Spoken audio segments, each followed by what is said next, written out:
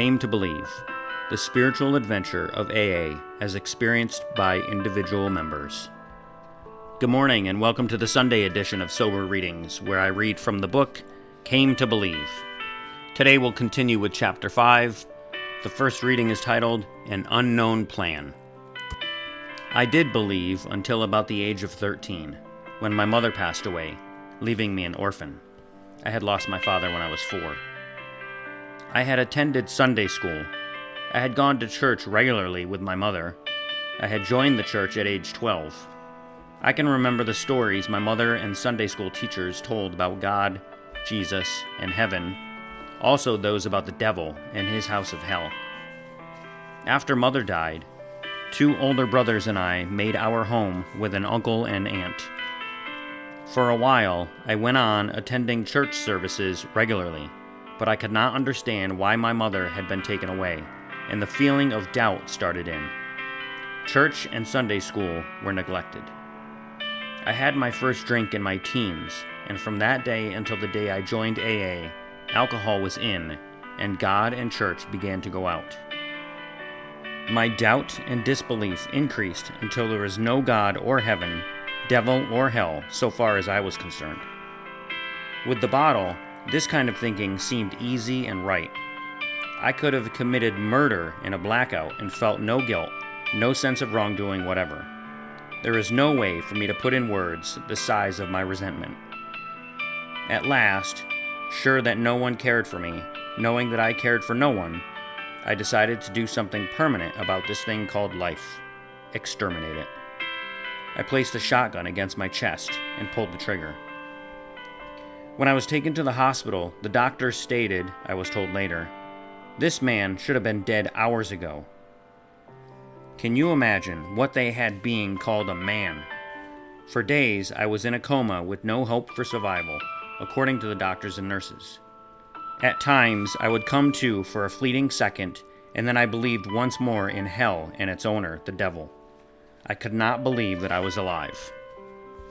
I do not know how many times this coming to and relapsing into a coma occurred, but eventually there was a moment when I recognized people in the room. Sometime later, I realized that I actually was alive. Still later, I began to believe that something greater than I was had taken over. At that time, I could not associate this something with God. It was just something greater. But I could have told my doctors and nurses that I was going to get well, because a power greater than they were or I was had a plan. We were only tools in that plan, I felt. I had no idea what it was. I asked only that it be revealed. AA came to me in the person of a member while I was in the hospital. After I was released, several AAs took me to a rehabilitation center. When I had completed the program there, I returned to my hometown and was welcomed into the local AA group. I found a part-time job, from 1 hour up to a full day, as my physical condition would permit, according to the doctor's advice. This behavior was not like people I had known, and it was completely out of line with me. Work! For years, all I had known was drink, gamble, and drink, plus all that goes with that kind of living. One day, after an hour at work, I had to leave. My boss took me home, to the AA clubhouse where I lived and had been appointed houseman, and this is what happened.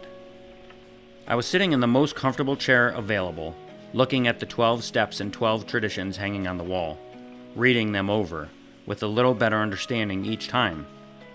The coffee was beginning to smell like it needed tasting, and that's what I did. Now the payoff. Something drew me back to the chair and my eyes to the 12 steps. I got the message, the meaning, like a flash of lightning. I recognized the power whose presence I had felt in the hospital. God as I understood him. And the plan was revealed to me. To carry this message to alcoholics, to practice these principles in all our affairs. There is quite a difference between the person who did not believe, had no God, and wanted to die, and the person of today who came to believe, is not afraid of dying, but wants to live. I've got a lot of message carrying to do. Stuttgart, Arkansas. The next writing is called New Selves Unfolding. In my own experience, a spiritual awakening was not found by seeking it. Others claimed spiritual belief came with sobriety, and I wanted that belief so desperately that I almost missed it altogether. Then a series of adversities set in. It seemed everything I had was swept away. My emotional stability was so tested that a couple of times I considered suicide. But at no time was a drink considered, even though craving for the taste of liquor hit me momentarily at times. However, the first step and I have always been great friends. I repeated it every 5 seconds and thanked God each day for my sobriety, the only grace, maybe, for that day.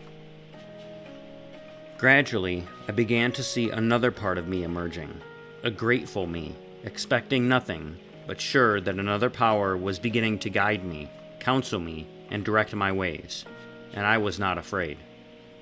Then, as this power began to unfold new selves within me, a greater understanding of my fellow men began. With a new awakening each day, new strengths, new truths, new acceptance of AA people and people not in AA, a new world opened up, and every day it still does. The adversities, loneliness, sickness, losses, and disappointments mean nothing now. I'm happy because I came to believe, not only in God, but in the goodness in everyone. Barberton, Ohio. The last reading for today is titled, On a Winter Day. Nearly 9 months had passed since I had taken a drink, and I was miserable. My wife and I attended AA meetings regularly, and I'd sit there cursing the happy hypocrites who were enjoying themselves in their sobriety. I felt sorry for myself because I had no job. Of course, the type I wanted was at least the vice presidency of a large firm. This particular day had dawned clear and cold, following one of the worst snow and ice storms Atlanta had experienced in many years. Trees, poles, and power and telephone lines were down everywhere. Ice and snow blanketed everything in sight. As I moped around the house, my thoughts turned to the previous summer, when I had escaped the misery that surrounded me by helping with the Little League baseball team. I hadn't given much time or thought to my son until after AA, and I was pleased when he asked me to take him to play with the Little League. The team coach turned out to be a man I had played ball with when we were kids, and he asked me about helping out with the team. Naturally, I was delighted.